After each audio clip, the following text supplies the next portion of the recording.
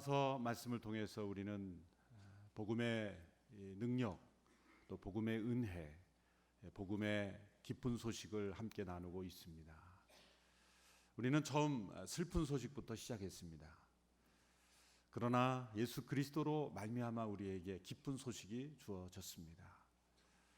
우리가 복음의 기쁜 소식을 깨닫지 못한 것은 우리가 어떠한 상황 속에 처해 있었는가를 알지 못했기 때문입니다.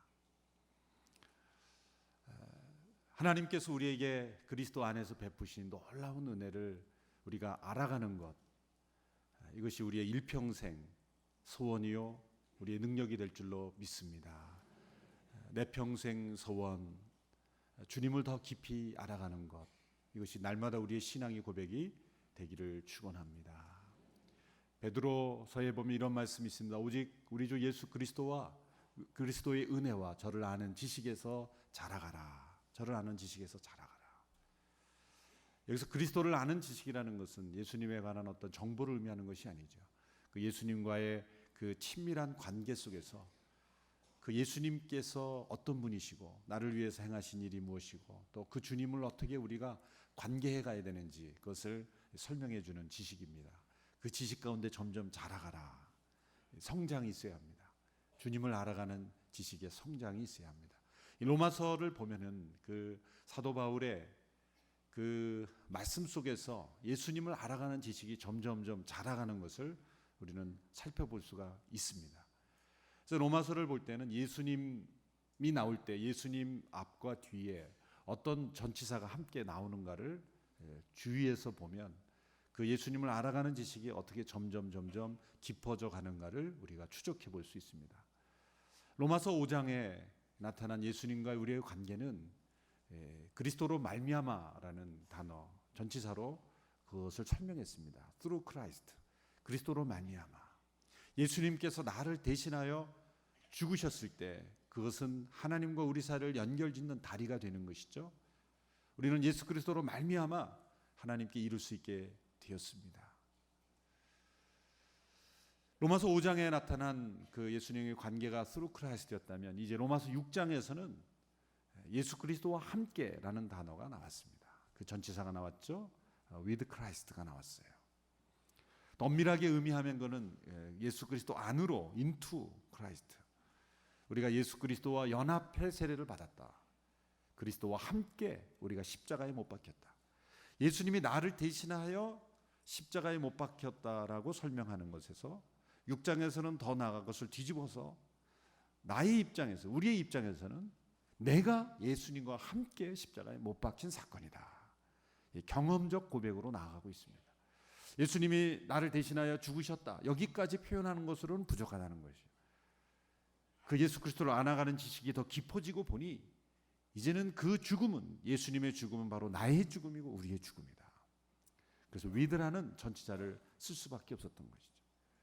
예수님과 함께 죽은 것인데 단지 함께가 아니라 예수 그리스도 안으로 into Christ, 그의 몸 안으로 들어가는 그런 사건이다. 로마서 6장에서 우리에게 가르쳐 주셨습니다. 이제 로마서 8장 오늘 본문에 이르러서는 전치사가 바뀝니다. through Christ, with Christ, into Christ에서 머무르지 않고 이제는 in Christ, 그리스도 안에라는 단어가 나오죠. 오늘 본문 8장 1, 2절을 보십시오. 함께 읽어보실까요? 로마서 8장 1절 2절 시작. 그러나 이제 그리스도 예수 안에 있는 사람들은 정죄를 받지 않습니다. 이는 그리스도 예수 안에 있는 생명의 성령의 법이 죄와 죽음의 법에서 여러분을 해방했기 때문입니다. 그리스도 예수 안에 있는 사람들, 우리를 가리켜 그리스도 안에 있는 사람들의 정의를 했습니다. 로마서 6장에서는 어떤 정의를 했습니까? 죄에 대하여 죽은 우리, 또 율법에 대하여 죽은 우리. 로마서 7장에서는 육신에 대하여도 죽은 우리가 돼야 되는데 아직 우리가 육체 가운데 있기 때문에 갈등하고 또 고민하고 씨름하는 우리, 그런 우리의 모습을 보여줬어요. 8장에서 이제는 우리는 놀라운 선언을 고백하게 됩니다. 우리는 바로 그리스도 예수 안에 있는 우리라는 거예요.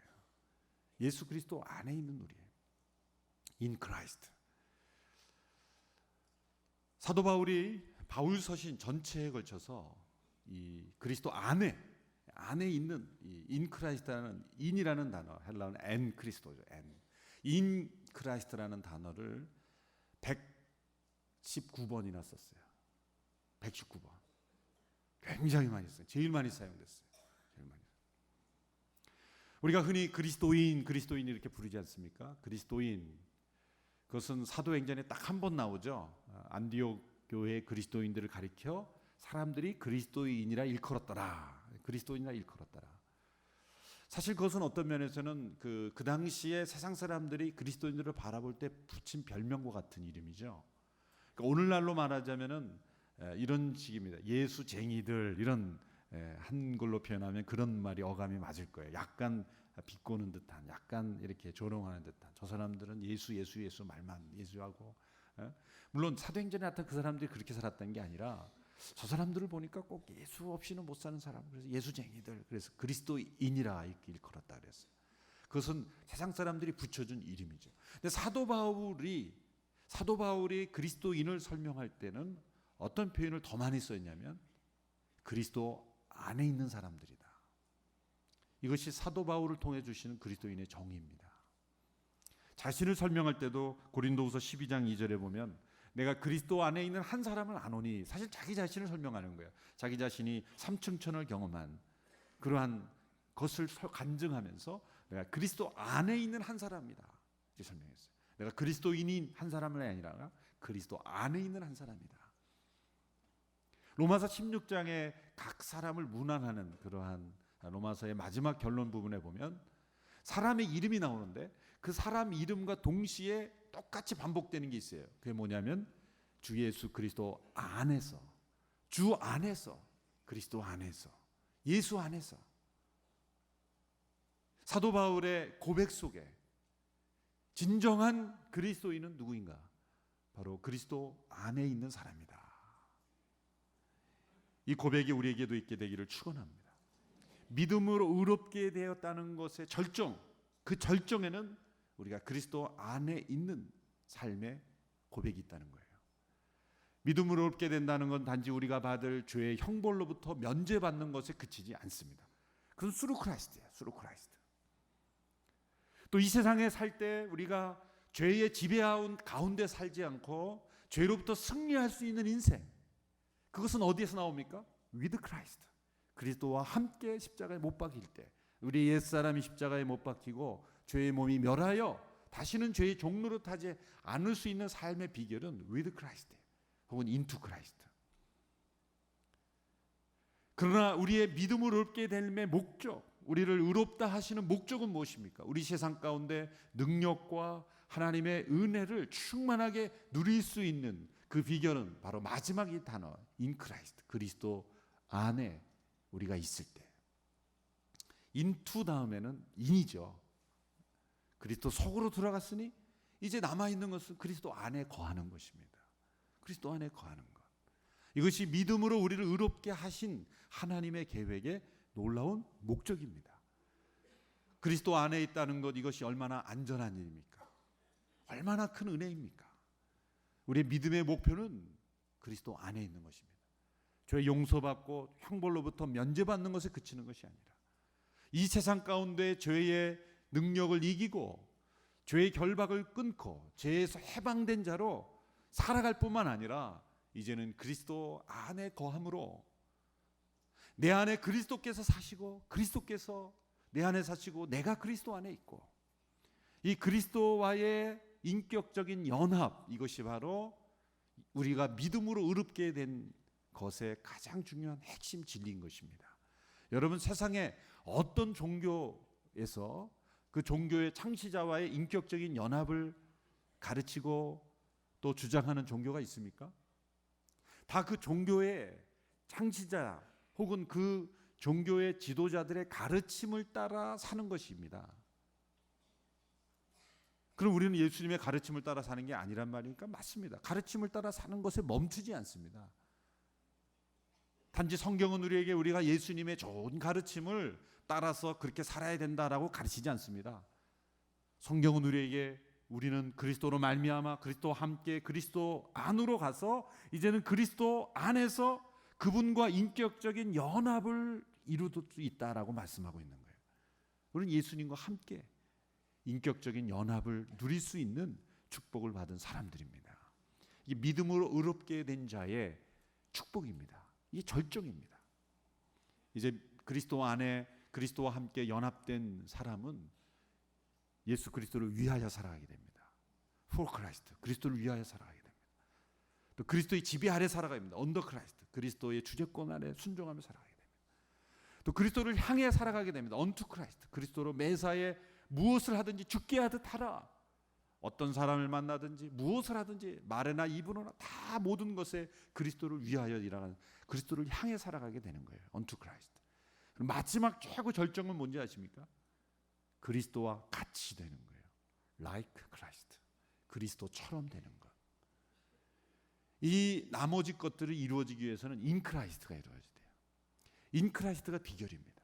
신앙생활의 절정이자 가장 핵심이자 가장 빼놓을 수 없는 그러한 놀라운 진리는 바로 우리가 그리스도 안에 있고 그리스도가 내 안에 있는 이 in Christ, 이것이 놀라운 핵심의 진리인 것입니다. 그럼 오늘 이 새벽에 나와 이 진리를 듣는 여러분들은 정말 복된 분인 줄 믿습니다. 오늘 혹시 못 나오신 분들은 전해주세요, 이 기쁜 소식을. 저는 이것을 로마서를 통해서 깨닫고 얼마나 큰 은혜를 누렸는지 몰라요. 점점 그리스도를 아는 지식이 점점 충만해지고 있어요. 이 인크라이스트가 이루어지면 이것이 비결입니다. 신앙생활의 전부입니다.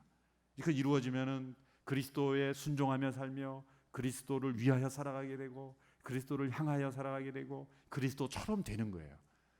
이것은 우리가 나머지 것 우리가 이룰 수 있는 게 아니에요.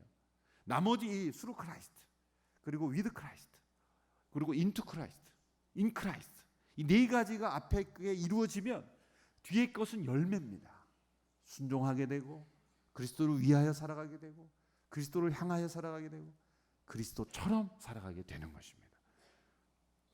여러분, 오늘 이 8장을 통해서 그리고 이번 주 마지막까지 로마서 8장의 그리스도 안에 있는 놀라운 축복을 우리가 함께 깨닫고 체험하고 누릴 수 있게 되기를 바랍니다. 이 그리스도 안에 우리가 거하라는 말씀이 요한복음 15장에 주님께서 이미 말씀하셨죠. 그 말씀을 확인하고 계속해서 나가보도록 하겠습니다. 요한복음 15장 4절 5절 우리 같이 읽겠습니다. 시작. 내 안에 머물러 있으라. 그러면 나도 너희 안에 머물러 있을 것이다. 가지가 포도나무에 붙어 있지 않으면 스스로 열매를 맺지 못하는 것처럼 너희도 내 안에 있지 않으면 열매를 맺을 수 없다. 나는 포도나무요 너희는 가지다. 그가 내 안에 있고 내가 그 안에 있으면 그 사람은 많은 열매를 맺는다. 나를 떠나서는 너희가 아무것도 할 수 없다. 자, 이 말씀을 우리가 적용하면서 그래, 내가 열매를 맺어야 돼. 열매 맺자. 어떤 열매를 맺을까? 열매 1, 열매 2, 열매 3 이렇게 적용을 해갑니다. 그 본문은 정말 이렇게 하면 정말 적용을 잘못한 거예요. 여기서 계속 강조하는 게 뭡니까? 내 안에 머물러 있으라. 나도 너희 안에 머물러 있으리라. 어떻게 열매를 맺습니까? 열매는 맺어야 하는 것이 아닙니다. 열매는 맺어지는 거죠. 열매는 맺어지는 겁니다. 조건이 충족되면 열매는 맺어지는 겁니다. 사과나무 씨앗이 심겨지고 기온이 있고 또 영양분이 공급되고 비가 내리고 햇빛이 있고 그러면 어느 한순간에 열매는 맺어지는 거예요. 아무리 막아보려고 해도 포장을 해놔도 열매는 맺어집니다. 열매가 맺어지도록 하는 조건만 충족시키면 열매는 맺어지게 돼 있어요. 열매를 맺어야 한다고 적용하면서 열매를 율법으로 만드는 경우가 있어요. 열매 맺어야 되는데 율법이 되는 거예요. 열매라는 단어 자체가 주는 기가 막힌 복음의 메시지가 있어요. 그 열매에는 시간이 들어가 있죠. 오늘 씨앗을 심고 내일 열매를 기대하는 사람 아무도 없습니다. 어리석은 거죠. 열매라는 것은 기다림이 있고 인내가 있고 시간이 필요하고 용납이 있고 기다림이 있다는 거예요. 하나님 우리에게 기대하시는 것은 열매입니다. 그럼 하나님이 우리는 기다려주시는 거예요. 오늘 예수 믿기 시작했는데 내일부터 예수 믿는 사람 이렇게 살아야 돼. 1, 2, 3, 4, 5, 6, 7, 8 그렇게 하나님이 요구하시는 건 율법이죠. 물론 그렇게 되어야 하지만 율법은 그렇게 되지 못함으로 너희는 벌을 받아야 돼 이렇게 정죄를 하지만 하나님은 열매를 기대하시기 때문에 기다려주는 거예요. 우리에게 요구하시는 건 먼저 열매를 기대하시는 거라 우리에게 기대하시는 건 붙어 있어라. 여기서 핵심 단어는 붙어 있는 거예요. 붙어 있는 거예요. 붙어 있기만 하면 열매가 맺어지는 거예요. 내가 생각하지 못했던 내가 생각하지 못했던 모습으로 변화가 되어지는 거죠. 그것은 내 그리스도 안에 우리가 거하는 그리스도께서 내 안에 거하도록 함으로써 우리가 어떤 열매를 맺을지는 기대할 수 없어요.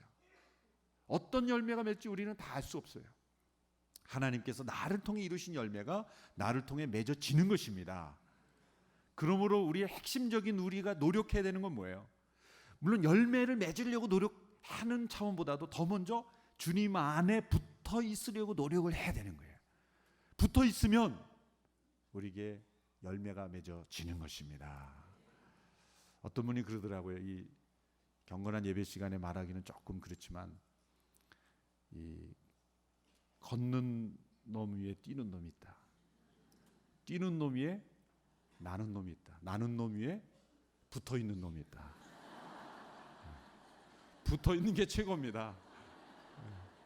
하나님께 딱 붙어 있으면 하나님이 기대하신 열매가 맺어지는 거죠. 그리스도 안에.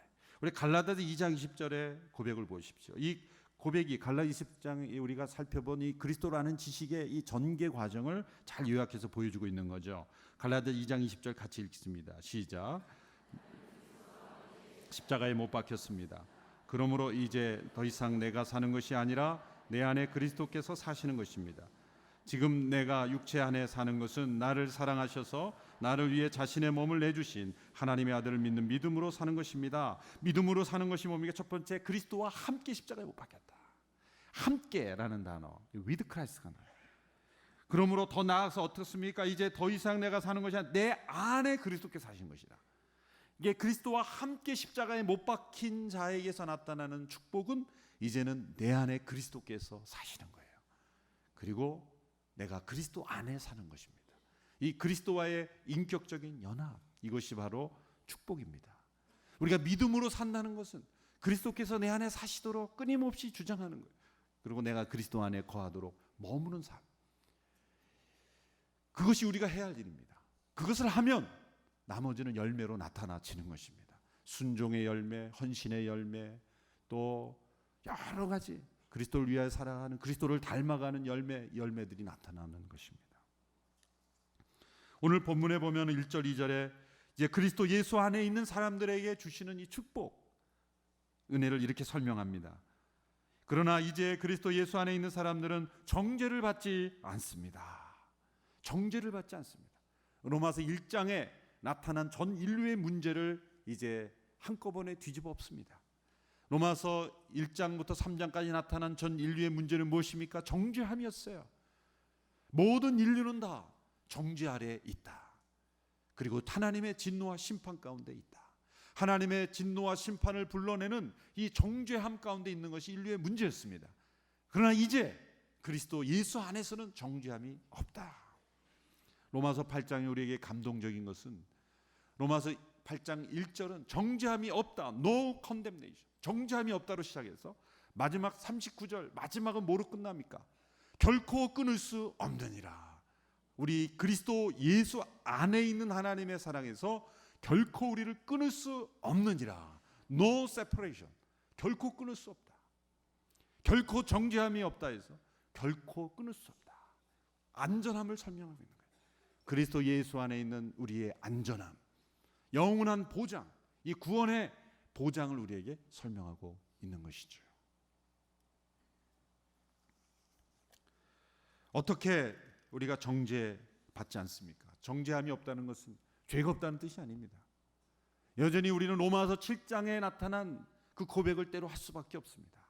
오라 나는 공고한 사람, 나는 비참한 사람이로다. 내가 원하는 선은 행하지 않고 원치 않은 악이 나와 함께 있다. 이러한 육신의 소욕 갈등 속에 우리가 있지만 그러나 정죄함이 없다는 거예요. 죄가 없기 때문이 아니라 그리스도 안에 있는 하나님의 은혜가 있기 때문이죠. 그리스도 예수 안에 어떤 은혜가 있기 때문에 우리에게 정죄가 없을까요? 첫째로 2절에 보면 이렇게 설명하고 있습니다. 그리스도 예수 안에 있는 생명의 성령의 법이 죄와 죽음의 법에서 여러분을 해방했기 때문입니다. 죄와 사망의 법, 죄와 죽음의 법을 능가하는, 그것을 이기는 그런 생명의 성령의 법이라는 건 생명을 주는 성령의 법이라는 거예요. 죄와 죽음의 법을 이긴 사람은 아무도 없었습니다. 모든 사람이 죄로 말미암아 우리에게 주어진 죽음의 법, 이건 법칙입니다. 죽음의 법칙을 어긴 사람은 아무도 없습니다. 한 번 죽는 것은 사람에게 정해진 것이요, 정령 죽으리라고 하시는 그 하나님의 말씀은 진리대로 역사했습니다. 모든 사람은 다 죽습니다. 가장 정확한 통계는 모든 사람은 죽는다는 거예요. 100%입니다. 한 사람도 예외가 없어요. 오직 하나님께서 택하신 영혼 엘리야와 에녹은 죽음을 보지 않고 옮겼죠. 부활의 영으로만 우리는 이 죽음의 법칙을 이길 수가 있는 거죠. 이 죄와 죽음의 법을 이기는 생명의 성령의 법이 있다. 그것을 이렇게 한번 생각해 보십시오. 중력의 법칙이 있습니다. 중력의 법칙. 우리가 지금 이곳에 참 편안하게 앉아 있을 수 있는 것은 중력의 법칙 때문입니다. 하나님이 중력의 법칙을 만들어 놓지 않으면 예배 시간에 이렇게 두둥둥 떠다니실 거예요. 다들 이렇게 앉으셔서. 우리가 이렇게 가만히 앉아 있을 수 있는 건 중력의 법칙 때문에. 어느 누구도 중력의 법칙에서 어긋날 수 없어요. 그런데 중력의 법칙을 이겨내려면 어떻게 해야 됩니까? 또 다른 법칙을 적용하면 돼요. 예, 공기 역학의 법칙이 있잖아요. 하늘 나는 비행기를 보십시오. 하늘 나는 새를 보십시오. 중력의 법칙에 하늘을 나는 동안에는 그 중력의 법칙을 깨고 있잖아요. 어떻게 깨고 있죠?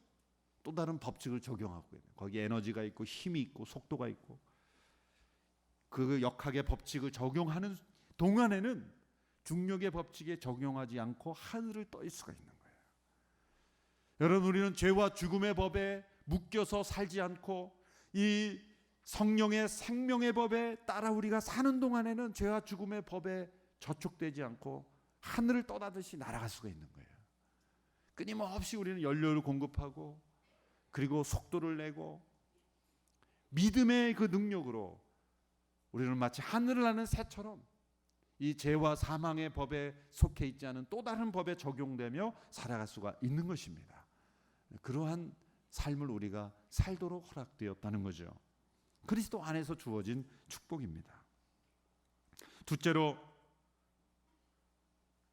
그리스도 안에 있는 사람들에게 정죄를 받지 않는 이유는 하나님께서 자신의 아들 예수 그리스도를 정죄하심으로써 우리를 정죄하지 않으시기 때문입니다. 본문의 말씀 3절의 말씀을 같이 읽겠습니다. 3절 말씀 시작. 율법이 육신으로 인해 연약해져서 할 수 없던 그 일을 하나님께서는 하셨습니다. 곧 하나님께서는 죄를 속량해 주시려고 자기 아들을 죄 있는 육신의 모습으로 보내셔서 육신 안에서 죄를 심판하셨습니다. 심판하셨습니다. 우리를 정죄하지 않는 이유는 그냥 눈 감아주는 것이 아니라는 거죠. 우리에게 주어질 정죄를 그 아들을 죄 있는 육신의 모양으로 보내셔서 육신 안에서 죄를 심판하셨다는 거예요.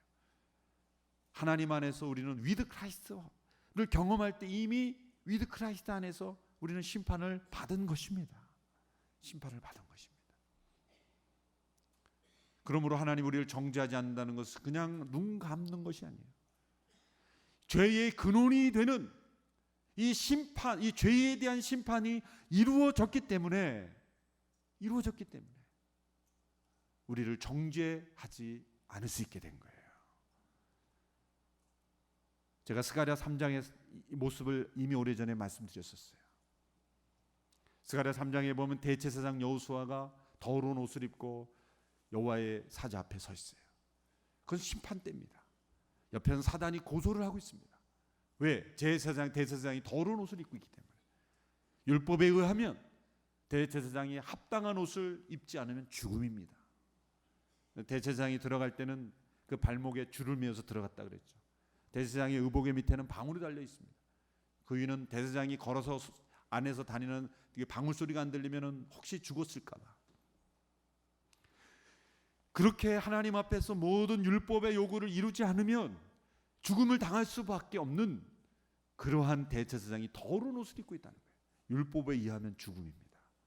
사탄은 율법을 이용해서 고소합니다. 허황되게 고소하지 않습니다. 사탄은 우리를 고소하기 위해서 성경 공부 열심히 합니다. 율법을 열심히 공부합니다. 알아야 고소를 하니까. 사탄이 고소합니다. 율법에 의하면 대제사장은 죽음인데, 자, 구형을 내린 거예요. 사형입니다. 근데 심판장 대신 여호와의 사자가 사탄을 책망했어요. 말도 안 되는 이거 재판입니다 라고 항의하려고 하니까 천사를 시켜서 저 더러운 옷을 벗기라, 그리고 깨끗한 옷을 입혀라. 그리고 스가랴는 그 환상 가운데 그 머리 위에 정한간을 씌워 주십시오. 환상 속에 뛰어듭니다. 고소의 근원, 사탄이 정죄를, 율법의 정죄를 그냥 막아주시는 것이 아니라 그 더러운 옷을 벗기시고 깨끗한 의의 옷을 입혀주심으로 그 고소의 원인이 되었던 이유를 제거해 주시는 것입니다. 예수 그리스도께서 십자가에서 심판을 받으심으로 우리를 정죄하는 모든 죄의 그 근원을 제거하셨기 때문에 하나님의 심판은 이루어진 것입니다. 하나님의 심판은, 제가 말씀드렸죠. 창세기 22장에 그 이삭의 사건, 번제를 바칠 때 아브라함이 이삭을 내리치려고 할 때 아브라함아 그래서 극적으로 스톱이 됐어요. 그래서 사람들의 머릿속에는 이 아브라함이 이삭을 바친 사건이 중단된 사건으로 생각을 합니다. 그 사탄의 잘못된 생각이에요. 중단된 제사가 아닙니다. 눈을 들어보니 하나님이 예비하신 양이 수풀에 걸려 있었어요. 그 양이 이삭을 대신하여 그 제사가 이루어진 것입니다. 그러므로 이삭은 죽은 것입니다. 하나님이 이삭을 받으신 겁니다. 그러나 살아있는 것입니다. 하나님의 대신 속죄의 비밀이 거기에 나오는 거예요. 이스라엘을 대신하여 죽은 유월절 어린 양, 그것은 단지 표식이 아니라 죽임을 당한 것입니다. 성경 전체에 흐르는 이 대속의 진리예요. 하나님께서 그 아들을 죄 있는 모양으로 보내셔서 그 죄를 심판하셨다. 체코슬로바키아에서 만들어진 모스트라는 영화가 있죠. 그 더 브릿지, 많은 분들이 아마 보셨을 겁니다. 유튜브에서 여러분들이 그 모스트 MOST 브릿지라고 치면은 보실 수가 있습니다. 그 강에 흐르는 강 흐르는 강이 위에 있는 다리, 그래서 개폐식으로 돼 있어서 배가 지나갈 때는 열었다가 또 기차가 지나갈 때는 그 다리를 내리는, 그래서 기차와 배를 동시에 이렇게 수용할 수 있는 그런 다리를 조작하는 어떤 아버지의 이야기죠.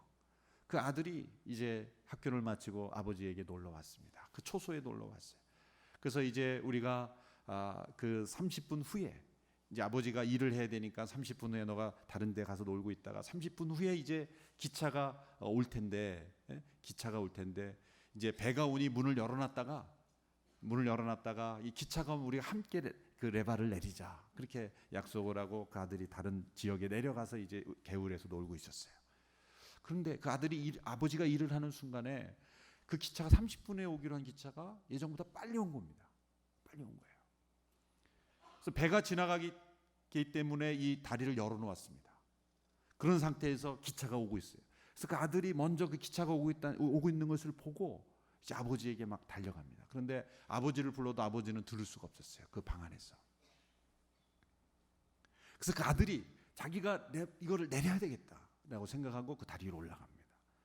그러면서 그 다리를 내리려고 레바를 잡아당기는 순간 그 안으로 떨어진 거예요.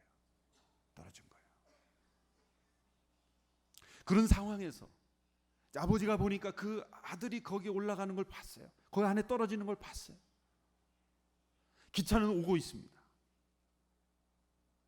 아버지는 선택을 해야만 했습니다. 그 기차 안에는 마약을 하고 이 세상에 취해 있고 술에 취해 있고 그런 사람들로 가득 차 있어요.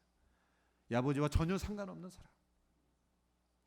그런 사람들이 울고 떠들고 웃는 그런 사람들, 이 세상 속에 있는 사람들이 가득 찬 기차가 오고 있었어요.